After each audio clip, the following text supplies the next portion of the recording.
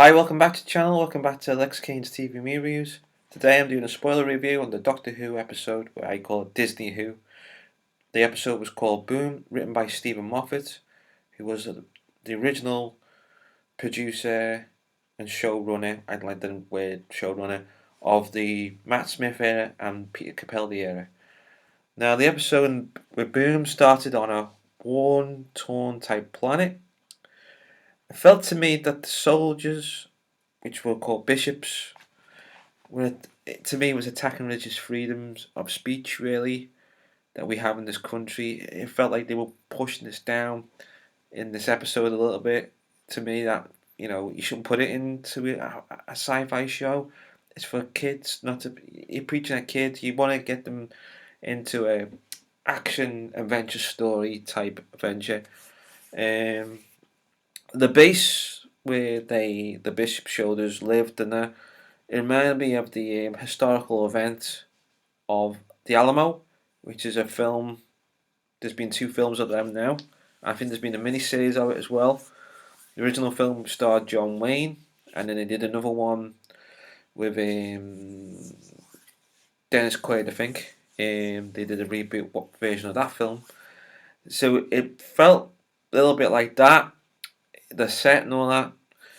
The visual effects, to me, and the practical effects, to me, and the set of the story, that was the winner for me on that side of the episode. Everything else, I'll tell you why I didn't feel it was that it wasn't working for me. But that part of this episode, the visual effects, the sets, and the props were fantastic.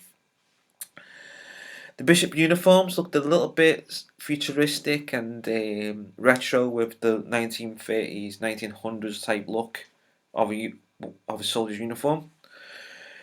And the computer AI vehicle, which I call it AI vehicle, was like an ambulance type thing. It reminded me of the Idiot's Lantern episode of David Tennant's first series as the Doctor. It just felt a little bit like too many callbacks to me. Just reminded me a little bit of that, the way the character was talking and that. And then for some reason, I think because they Americanized it now because of the money, part of the money's come from Disney. They do this fast paced and zoom in, and the TARDIS is just there straight away. It's there on the planet, and the Doctor opens the door. I said, I heard something. I heard something. I can hear someone screaming. Help, someone's calling for help. I think that was the line. Now the Doctor's got super healing like Superman. It's just, what can the Doctor not do? Is what I'm thinking now. You know, he can do anything now with what they're saying. Which, what's next? Is he gonna have super speed? It's like rub fast. So the Doctor runs, doesn't know where he's going, and he runs, and then he steps on the mine that appears. Spoilers, you haven't seen it, but this is a spoiler review. And the mine appears, and he's stuck, and it zooms into the Doctor's face, and you hear that classic jingle that goes right into the title sequence. But what I felt was there was all too much information before we went into the actual episode, actual title sequence. It was nearly 6 minutes of prologue, and it was about 5 minutes ish that we didn't see the Doctor at all. It was more about the planet, and that it should have been like a 1 minute scene and the Doctor appeared. But like, you can explain it within 1 minute or 2 minutes what's going on. It was like a whole, like, nearly 6 minutes of explaining everything. It was a little bit too long for me, for that. And then the Doctor, he can't stop singing. This Doctor, he likes his Broadway musical, High School. No offense to the High School Musical fans, but very Disneyfied again. He's got to sing. He has to sing again. And then the doctor's Ruby's trying to find where the doctor is, and he says, "Just follow my voice when he's singing." And then when she sees what his foot's on, she's like panicking. His tone of his voice changes. With this doctor, he hasn't got a fixed accent. He keeps changing from Scottish to like a like a English Edwardian accent, and then all of a sudden like speaking like Cockney and all that, and Cockney slang and all that. And he hasn't got a fixed accent. This doctor, and again, um, the only thing that really got me intrigued in this episode, the only thing, was the scene, visual effects scene of all the skyline of all the planets. Now that was impressive.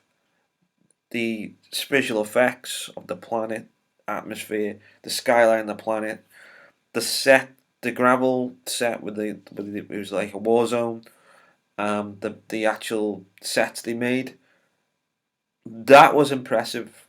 Everything else to me, it was like, what's going on in this episode? And the doctor again, he can't stop crying. This doctor, he's just always crying. He's got. I think you got to put it in. Oh, we got to make the doctor more human, but he's not human. The character is supposed to be an alien and a Time Lord. He's he's supposed to be. He tries to blend in, but people know he's wacky and he's an alien. And end of. That's what you should do. And again, with this catchphrase, honey, the doctor doesn't say that. The doctor's not a babe magnet. He's an alien. He hasn't got time to settle down. He's got to. He wants to do adventure through time and space, go to different planets and that. But now he's like, it's a catchphrase, and really I don't like that catchphrase. Sorry, but that it doesn't feel. It feels more of like a human version we're getting now of the Doctor. And then Ruby, I mean, I'm only getting the bits that I jotted down that I remembered. Ruby gets shot by another Bishop soldier, and I think to myself, it's only episode 3, but it's quite early into the storyline that she gets wounded straight away and injured, because we're still building on that character. I think the rush that idea. Oh, she gets shot. Oh, we've got to make it more humanized, and oh, she's been shot. But I think it was a bit too early in the series to do that myself. And again, please no, they had to bring the snow back again. We know she was born on Christmas Day. It's become like a character now. The snow has to be in each episode, and I'm just fed up with it now. I'm really fed up with it now. It's like, to me, is Ruby now part of the X-Men universe? Like, she's got a power of snow. Uh, it's like she's like a mutant rather than like, well, we don't know what she is, but she looks like she's part of the X-Men universe now. It's like, hence, Disney. So now we've learned that the Doctor, because he's not from this world and he's an alien, and they scanned him and said, "Oh, he's an alien. Oh, you can blow our whole town up and us." Well, looking back in Genesis of the Daleks, he didn't do. He could have blown up half of Skaro if he wanted to, but that didn't happen in the Genesis of the Daleks, did it? So it's like the retconning stuff here again, to say, oh, this can happen. The Doctor can blow up half a planet and half the population, or half a town. But he didn't do that in Genesis of Daleks. He had the same similar situation, but within 2 minutes of that scene, 1 or 2 minutes of that scene, it was dealt with, and they carried on with their adventure in Genesis of the Daleks. I didn't like the way the Doctor was very arrogant, very blunt with the soldier characters, the ones who were Bishop soldiers. I didn't like that at all. I thought that was very offensive, and you know, very offensive there again. Not in the Doctor's character, I think. Not the Doctor I know that grown up with wouldn't be like that. Be blunt now and again, but like he was very sharp, very not very human. I thought he was in that scene, and they find out in the storyline that these creatures not on this planet, their technology is fighting them and making this scenario of this war, which they find out was a pointless war. It was made by AI and their technology. And I felt the premise of this episode, I mean, it was attacking people's faith and religious beliefs, and I thought that was very offensive, especially if kids are watching it. They're trying to feed them, like at the end of the day, we have freedom of speech, and it's like they're saying, no, you don't. We know what you want, but they don't. They shouldn't put that in sci-fi. They should respect people's religious beliefs and religious freedom of speech, but not attack people who have religious beliefs. I think that was not right to put in this episode. And the Doctor was very sharp. I thought very sharp in this episode.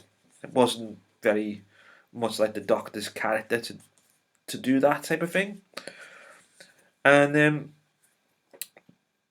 the Doctor, to me, is still not the Doctor. And his costume looked awful. He looked like a secondary character rather than the main character of a show. And the Doctor, somehow, wibbly wobbly stuff, he just gets the Bishop's AI, because the Bishop dies and becomes an AI, and it's a bit complicated, the whole thing. And it weaves into the computer and becomes like the new program. Very much like the Matrix there, I thought. No original ideas there. And to me, the main villain, again, which was sort of like a main villain, because I think it was the computers were trying to take over. Very much like Idiot's Lantern again. Very much the same type of detail in the face. A bit modernised, but still the same type of thing that you see in David Tennant's first series as the Doctor in the Idiot's Lantern episode. Very much like that, I thought. Not original idea to me. And then the Doctor's using David Tennant's line, I'm so sorry, I'm sorry, I'm so sorry. Why do we need this Doctor to say go and do callbacks to other Doctors? He's not made his stamp as the Doctor, if you know what I mean by that. And then again with this crying stuff, I just is he gonna cry in every episode now? It's just that's getting pointless to me. That's just my opinion. It's up to you if you like it. I was not really, doesn't work for me. And the Bishop reprogramming the computer vehicles, the AI Bishop, and then Ruby is healed and treated after the program's reprogrammed because she got mortally wounded. And the mine to deactivate it rather than the mind go off and then turn itself off and the doctor can walk away. It had the kissy emojis on it, the X emoji for the kiss, and I thought, what was the point of the whole episode? He was in peril, danger, and then there's just like a cross kiss emoji to say, we've done it, you're free, Doctor. And you know, what was the point of the whole thing? The Doctor never blew up in the end. Felt very strange to me. Too many callbacks to the 10th and 11th Doctors, going back to the fish fingers and custard and all this and all that, and going backwards, not going forwards to a new Doctor. And again with the snow, he appears again in the episode, and